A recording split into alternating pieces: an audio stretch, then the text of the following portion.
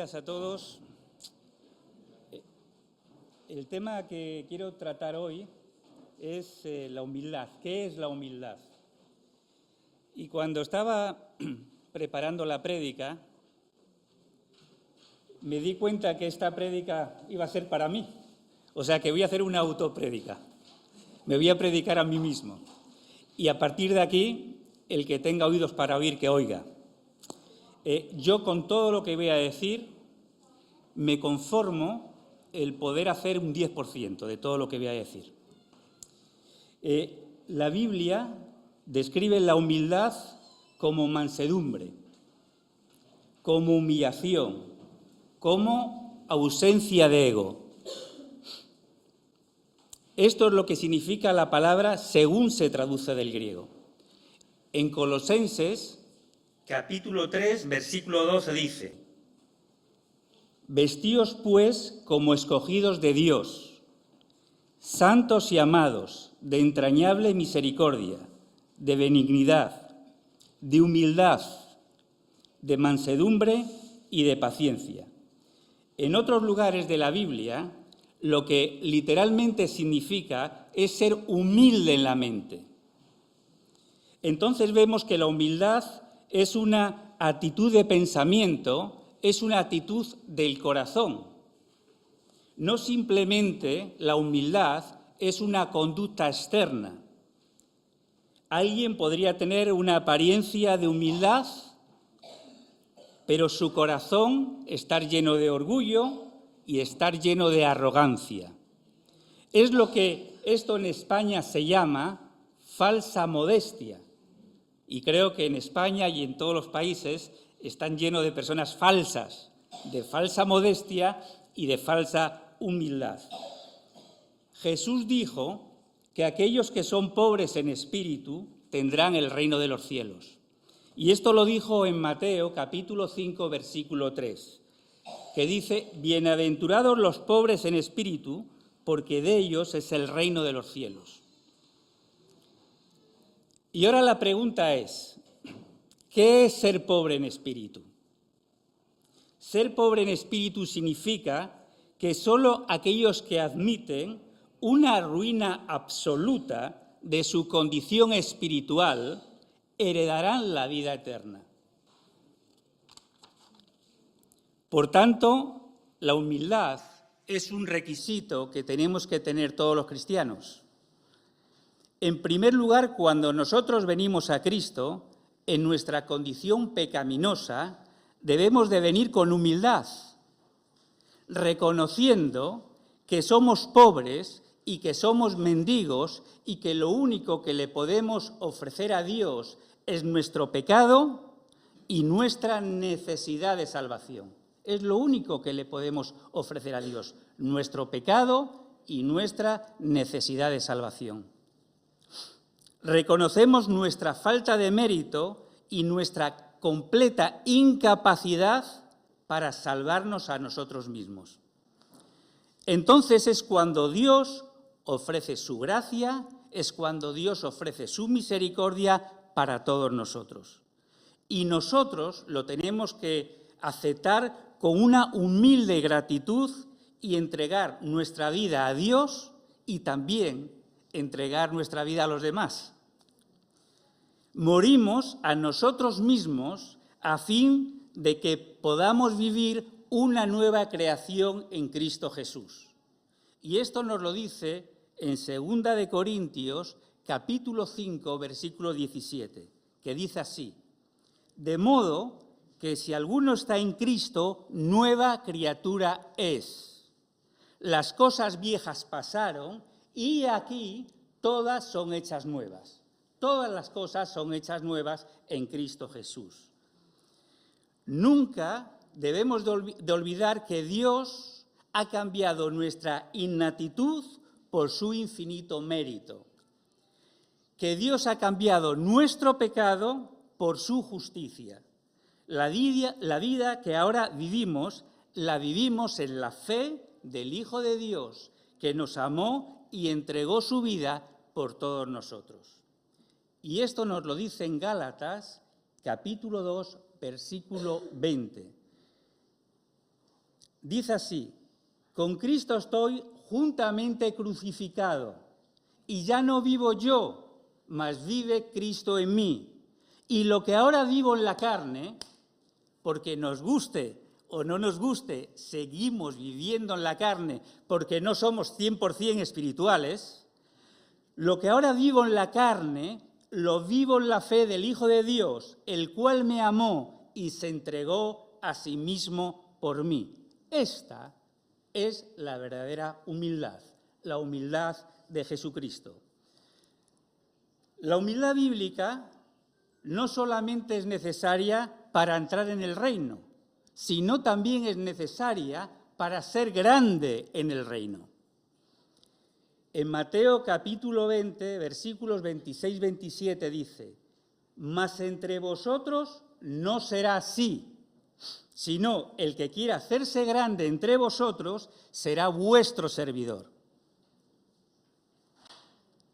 Y el que quiera ser el primero entre vosotros será vuestro siervo. Aquí Jesús es nuestro modelo a seguir, ya que Jesús no vino para ser servido, Jesús vino para servir. Nosotros también nos debemos de comprometer a servir a los demás, considerando sus intereses por encima de nuestros intereses. Considerar los intereses de los demás por encima de nuestros intereses. Sí, hermanos, si os soy honesto, para mí esto es muy complicado, es muy difícil. Considerar los intereses de los demás, vuestros intereses, por encima de mis intereses. Pero es lo que pone la palabra de Dios. En Filipenses capítulo 2, versículos 3 y 4 dice: nada hagáis por contienda o por vanagloria, antes bien con humildad, estimando a cada uno a los demás como superiores a sí mismo, no mirando cada uno por lo suyo propio, sino cada cual también por lo de los otros. Esta actitud se opone a la ambición, esta actitud se opone a la vanidad, esta actitud se opone a las luchas egoístas que vienen siempre de la autojustificación y que vienen siempre de la defensa propia. Jesús nunca se avergonzó por humillarse a sí mismo como un siervo. Y vamos a hacer una lectura que me podéis acompañar, porque son 16 versículos, en Juan capítulo 13, versículos del 1 al 16.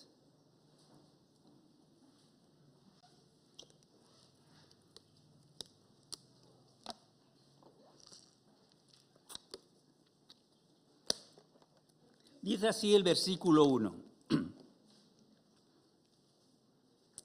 Antes de la fiesta de la Pascua, sabiendo Jesús que su hora había llegado para que pasase de este mundo al Padre, como había amado a los suyos que estaban en el mundo, los amó hasta el fin. Y cuando cenaban, como el diablo ya había puesto en el corazón de Judas Iscariote, hijo de Simón, que le entregase, sabiendo Jesús que el Padre le había dado todas las cosas en las manos y que había salido de Dios y a Dios iba, se levantó de la cena y se quitó su manto. Y tomando una toalla se la ciñó. Luego puso agua en un lebrillo y comenzó a lavar los pies de los discípulos y a enjuagarlos con la toalla que estaba ceñido. Entonces vino a Simón Pedro y le dijo: Señor, ¿tú me lavas los pies? Respondió Jesús y le dijo: lo que yo hago, tú no lo comprendes ahora, mas lo entenderás después. Pedro le dijo: no me lavarás los pies jamás. Jesús le respondió: si no te lavare los pies, no tendrás parte conmigo. Le dijo Simón Pedro: Señor, no solo mis pies, sino también las manos y la cabeza. Jesús le dijo: el que está lavado no necesita sino lavarse los pies, pues está todo limpio. Y vosotros limpios estáis, aunque no todos. Porque sabía quién le iba a entregar. Por eso dijo, no estáis limpios todos. Así que después que les hubo lavado los pies, tomó su manto, volvió a la mesa y les dijo, ¿sabéis lo que os he hecho? Versículo 13.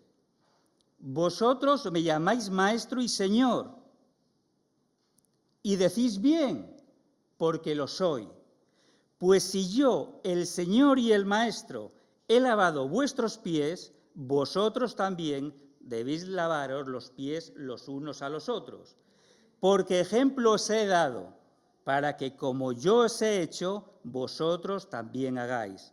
De cierto os digo, el siervo no es mayor que su Señor, ni el enviado es mayor que el que le envió.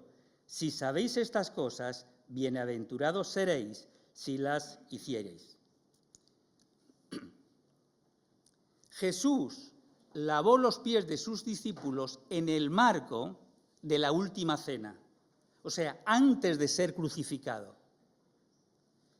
Lavar los pies es un símbolo de humildad y es un símbolo de servicio. En la época de Jesús solamente lavaban los pies los sirvientes, los esclavos. Solamente estas personas eran los que lavaban los pies. Al hacerlo Jesús enseñaba a sus discípulos que no había una tarea demasiado humilde para realizar dentro del cuerpo de Cristo, dentro de la Iglesia, y que debían de estar dispuestos a servir los unos a los otros. Además, este acto también es visto como un símbolo de purificación y de limpieza espiritual. En el mundo antiguo, los caminos eran polvorientos y las personas andaban en sandalias. Entonces ellos se duchaban en su casa, se bañaban, pero según salían a la calle ya tenían los pies sucios. Se ensuciaban los pies con mucha facilidad. Lavar los pies de sus discípulos, aquí Jesús estaba indicando la necesidad de la purificación espiritual. El acto de lavar los pies también significa un acto de amor y también significa un acto de misericordia. Jesús estaba demostrando su amor incondicional a sus discípulos. Y nos enseña que debemos de amar a los demás como Él nos amó a nosotros, porque Él nos amó primero a nosotros. Y de esta forma nosotros tenemos que amar a los demás. Esto es que debemos de estar dispuestos a servir a otros, a amarlos y a buscar una purificación espiritual continua. En este sentido, el lavar los pies es un acto de humildad, como de amor, como de enseñanza y de esperanza. Y esto es importante para la visión cristiana que tenemos que tener. El lavado de pies también representa la limpieza del pecado que solo puede proporcionar Jesús. Cuando Pedro le dijo, no me lavarás los pies jamás, Jesús le respondió, si no te lavo los pies, no tienes parte conmigo. Le dijo Simón Pedro, no solo mis pies, sino también las manos y la cabeza. Aquí Pedro tan abusivo como siempre. O sea, Jesús le da esto y Pedro se coge esto. Mira, ya que me vas a lavar los pies, las manos, la cabeza, ya me lavas el cuerpo entero. Jesús le dijo, Jesús le respondió, el que está limpio no necesita lavarse más que los pies, pues está todo limpio. Los pies se ensucian porque era lo que estaba en contacto con la tierra, que la tierra representa el mundo. La tierra representa el mundo. Esto simboliza el perdón de los pecados de Jesús, porque nosotros también estamos en contacto diario con el mundo. Y muchas veces, hermanos, la embarramos. Y muchas veces pecamos. Y muchas veces nos contaminamos y nos manchamos con las tendencias de este mundo. Por eso Jesús nos tiene que limpiar. cuando nos damos cuenta que hemos pecado y, por supuesto, nos arrepentimos. Entonces es cuando Jesús perdona todos nuestros pecados. Lo que quiere decir Jesús a Pedro es que no es necesario lavarle las manos y la cabeza, porque esto representa todo el cuerpo. Y no es necesario lavar todo el cuerpo, porque la sangre de Jesús ya nos salvó una sola vez para alcanzar la vida eterna, como dice en Hebreos capítulo 9, versículo 12. Y no por sangre de machos cabríos ni de becerros, sino por su propia sangre. Entró una vez para siempre en el lugar santísimo. Jesús entró una vez y para siempre en el lugar santísimo para que nosotros tuviéramos la vida eterna. Aunque somos salvados por la fe, porque todos nosotros somos salvados por la fe en Cristo, todavía vivimos en un mundo caído.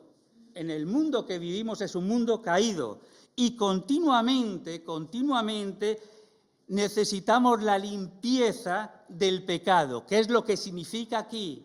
Lavar los pies, que es lo que está en contacto con la tierra, que es lo que está en contacto con el mundo.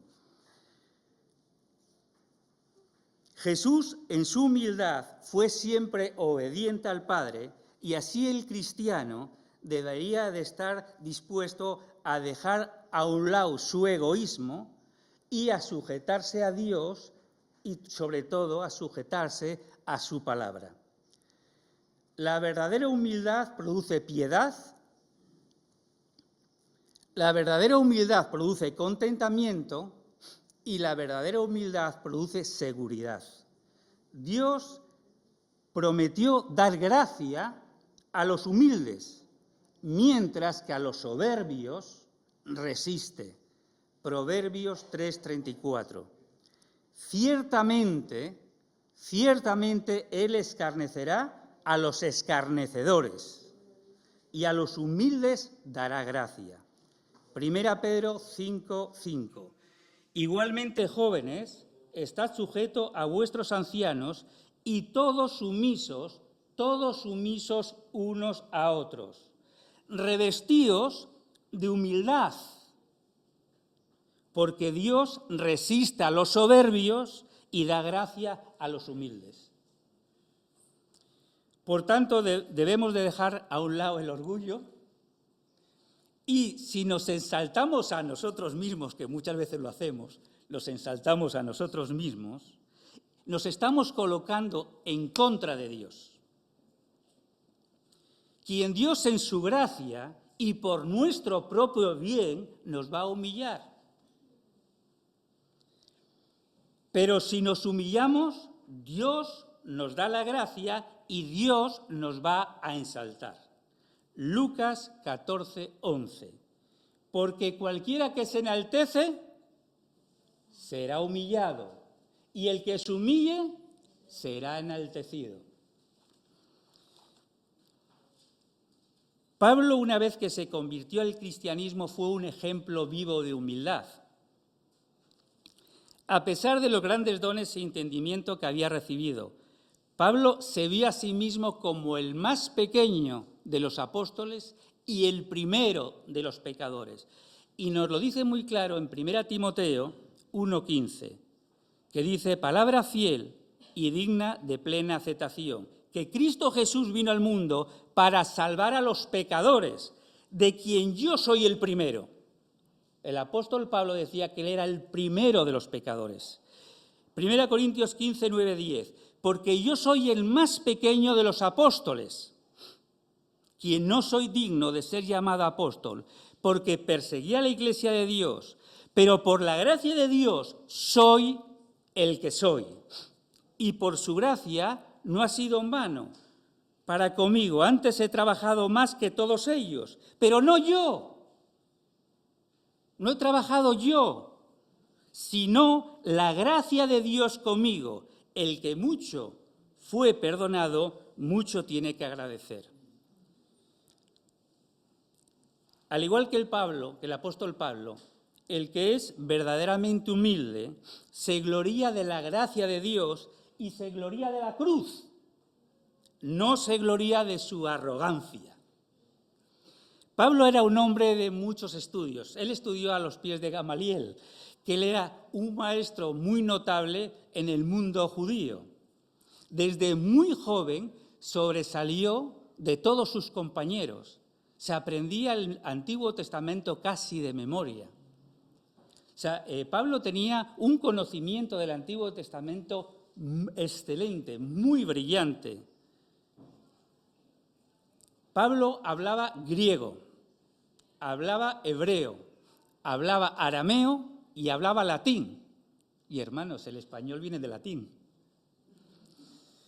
Gracias a su formación teológica, filosófica, jurídica y mercantil, pudo comunicarse con las personas de diferentes nacionalidades y culturas, es decir, los gentiles.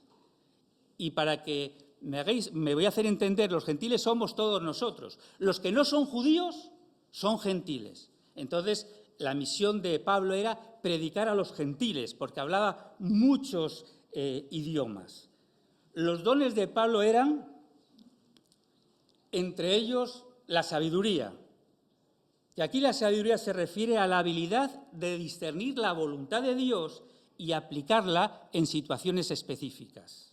Otro don que tenía Pablo era palabra de ciencia, que es una revelación especial del conocimiento impartido por Dios para comprender las verdades espirituales. Por si fuera poco, también era un hombre de mucha fe. Este don va más allá de la fe salvadora. Esta fe también la tengo yo, pero bueno, no avanzó mucho más. Pablo tenía la fe salvadora y se refiere a una confianza extraordinaria en Dios para realizar milagros y enfrentar desafíos con valentía. Pablo también tenía el don de sanidad y milagros, que es la capacidad sobrenatural dada por el Espíritu Santo para curar enfermedades, para sanar enfermedades, realizar prodigios que revelan en todo momento el poder de Dios. Por si fuera poco, también era profeta, tenía el don de profecía, que es la capacidad de comunicar mensajes inspirados por Dios. Pero ojo con lo que voy a decir a continuación. Sí, él tenía la capacidad de comunicar mensajes inspirados por Dios, pero para la edificación de la Iglesia, para la exhortación de la Iglesia y para la consolación de la Iglesia. Tenía el don de predicación y enseñanza, tenía el don de paciencia y perseverancia, y por si fuera poco, tenía también el don de sufrimiento, porque el sufrimiento también es un don que no tenemos todas las personas, sobre todo los hombres. Las mujeres tienen más el don del sufrimiento. Pero nosotros no tenemos ese don del sufrimiento, porque las mujeres tienen que dar a luz con dolores y nosotros, gracias a Dios, no. Entonces, tiene este don, es un don el don del sufrimiento. Pablo estuvo en la cárcel por ser seguidor de Jesucristo. Fue azotado por ser seguidor de Jesucristo. Fue apedreado. Sufrió naufragios, hasta 3 naufragios. Fue perseguido a muerte por los judíos y por los gentiles. Es decir, que a Pablo lo quería matar todo el mundo, porque lo quería matar los judíos y los gentiles. Todo el mundo quería matar a Pablo. Fue traicionado por falsos hermanos en la fe. Hermanos que eran en la fe lo traicionaron. Pasó hambre, pasó sed, pasó frío.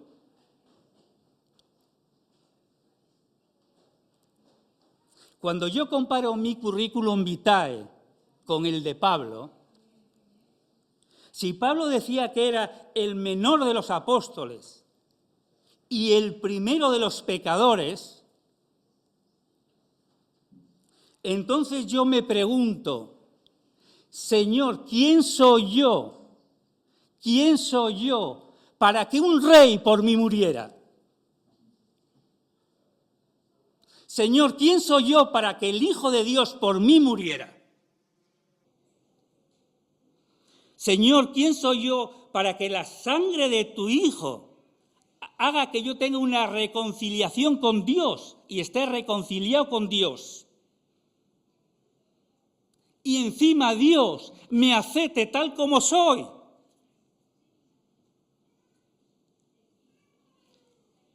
En este momento siento una voz de Dios que me dice: Rubén, mi poder, por mi gracia, mi poder se manifiesta en todas tus debilidades. Cuando tú te humillas, Rubén, cuando tú te humillas, yo crezco en ti y ya no vives tú, sino vivo yo en ti. Y tu currículum vitae, que tanto te preocupa tu currículum vitae, solamente pone Rubén Vargas, redimido por la sangre de Cristo. Como dice en Filipenses 2:8, y estando Jesús en condición de hombre, se humilló a sí mismo, haciéndose obediente hasta la muerte y muerte de cruz. Y ahora podemos preguntarnos, ¿qué significa la muerte de cruz? ¿Qué significaba la muerte en la cruz? La cruz significaba el máximo lugar de humillación. Era el máximo lugar de humillación, la cruz. La cruz producía la muerte de una forma tortuosa y dolorosa. Las personas eran clavadas en el madero hasta que murieran de una forma lenta y, como dije antes, terriblemente dolorosa. Eso era lo que significaba la cruz. Sin embargo, a causa de Cristo y su muerte en la cruz, el significado que tenemos de la cruz ahora es totalmente diferente. Hoy la cruz es vida. Hoy la cruz es un nuevo nacimiento, es un nuevo empezar. Hoy la cruz es una reconciliación con Dios. Hoy la cruz es perdón, es esperanza y sobre todo la cruz es salvación. Eso es lo que significa hoy la cruz. En el cristianismo, la cruz es el encuentro del amor de Dios y su justicia.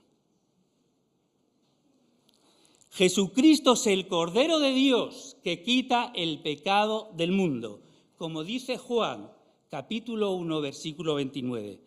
Cuando Juan el Bautista se acerca a Jesús y dice: «He aquí el Cordero de Dios que quita el pecado del mundo». Y todo esto viene la referencia como Cordero de Dios en la institución de la Pascua judía que está en Éxodo, capítulo 12, o sea, 5.000 años antes de Jesucristo, lo que es la Pascua judía. Dios les ordenó a los israelitas que sacrificaran un cordero perfecto, sin mancha, inmaculado, y que untaran de sangre en los dinteles de la puerta. Y cuando pasara el ángel de la muerte, no les haría daño. Por eso, este era el plan de Dios, que su Hijo Jesucristo fuera el Cordero de Dios que quita el pecado del mundo, que su sacrificio de Jesús pagara por todos nuestros pecados. Nuestros pecados tuvieron un precio y el precio de nuestros pecados fue la sangre de Jesucristo. Dicen las Escrituras: por sangre fuisteis comprados. La gente se pregunta, todos, en Alhaurín de la Torre, en Málaga, en España, en el mundo entero, ¿por qué Jesús tuvo que morir en la cruz? Es la pregunta que se hace. Pues la respuesta es muy sencilla. Dios creó al hombre y a la mujer a su imagen y semejanza. Los puso en el jardín del Edén, o sea, en el paraíso, y los hizo sus mayordomos sobre la tierra. Sin embargo, debido a las tentaciones de Satanás, Adán y Eva pecaron y perdieron la gracia de Dios. Además, ellos transmitieron la maldición del pecado a sus hijos. Y por eso todos heredamos su pecado y su culpabilidad. Dios envió a su Hijo unigénito al mundo. Dios se hizo hombre para ser el salvador de su pueblo. Nacido de una virgen, Dios rompió la maldición, porque nosotros éramos malditos por el pecado. Dios mismo, haciéndose hombre, rompió la maldición de la caída que nos había contaminado a todos los seres humanos. Pero el amor de Dios es tan infinito, el amor de Dios es tan grande, que quiso que su Hijo fuera la propiciación del pecado. Nos dio una segunda oportunidad. Por eso a Jesús se le llama el segundo Adán, porque fue nuestra segunda oportunidad. Gracias al sacrificio en la cruz, aquellos que ponen su fe y esperanza, solamente es poner la fe y la esperanza en Cristo Jesús, tienen la vida eterna. Solamente este requisito. Nunca me canso de leer y de decir Juan 3:16. Porque Juan 3:16, que lo sabemos todos de memoria, y aunque lo sabemos todos de memoria, lo voy a decir igual, resumen la Biblia desde el Génesis hasta el Apocalipsis. Es el resumen de todo lo que son las Escrituras y de todo lo que es el propósito de Dios. Y esto está resumido en un solo versículo, todo el propósito de Dios de las Escrituras. Dice, porque de tal manera amó Dios al mundo, porque de tal manera te amó a ti y me amó a mí, que dio a su Hijo unigénito, para que todo aquel que en él crea, solamente es necesario creer, no se pierda, mas tenga vida eterna. Jesús también nos llamó a sus seguidores a tomar la cruz y a seguirlo. En Mateo 16:24 dice, Jesús le dice a sus discípulos, si alguno quiere venir en pos de mí, niéguese a sí mismo, tome su cruz y sígame. Hoy en día el concepto de tomar la cruz, hermanos, ha perdido mucho del significado original. Lo ha perdido todo, yo creo, del significado original. Normalmente utilizamos el tomar la cruz para dar a entender que tenemos una situación incómoda o que tenemos una situación molesta. Muchas veces con esto de tomar la cruz es lo que queremos dar a entender, que tenemos una situación incómoda o una situación molesta. Por ejemplo, mi hijo me da problemas, mi hijo es mi cruz. Mi mujer me hace la vida imposible, mi mujer es mi cruz. Tengo problemas financieros, mis problemas financieros son mi cruz. El coche no me arranca por las mañanas, me da problemas, el coche es mi cruz. Sin embargo, debemos de tener en cuenta que Jesús está llamando a sus discípulos a comprometerse, a negarse a sí mismo de una manera radical. Y esto, el negarse a sí mismo de una manera radical, esto es la humildad. La cruz solamente significó una cosa en el siglo I.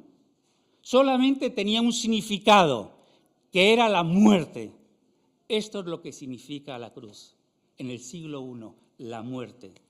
Gálatas habla de morir a la naturaleza pecaminosa y que tenemos que resucitar en una vida nueva por medio de Cristo. Y voy a leerlo otra vez. Ya lo leí al principio, pero voy a leerlo otra vez. Gálatas 2:20. Con Cristo estoy juntamente crucificado, y ya no vivo yo, mas vive Cristo en mí. Y lo que ahora vivo en la carne, lo vivo en la fe del Hijo del Dios, el cual me amó y se entregó a sí mismo por mí. Hermanos, hay muchos lugares en el mundo donde los cristianos son perseguidos a muerte por ser seguidores de Cristo. Son perseguidos a muerte por su fe. Mientras que yo ahora estoy predicando, hay hermanos que están siendo matados en este momento por causa de la fe en Cristo. Yo estoy predicando y ellos están muriendo por Cristo. Ellos sí saben lo que es llevar la cruz y seguir a Cristo de una forma muy real. Ellos sí pueden comprender el llevar la cruz. ¿Qué es el llevar la cruz? Para aquellos que no estamos siendo perseguidos, de tal forma, la única exigencia es seguir siendo fiel a Cristo. Incluso si nunca hemos sido llamados a dar el máximo, yo lo reconozco, yo nunca he sido llamado por Dios a dar el máximo de momento. No he sido llamado a esto. Debemos de estar dispuestos a hacerlo. Y debemos de estar dispuestos a hacerlo, sobre todo por amor a aquel que nos ha salvado y que dio su vida por todos nosotros. Que el Señor nos bendiga y que el Señor nos haga comprender lo que es la verdadera humildad. Amén.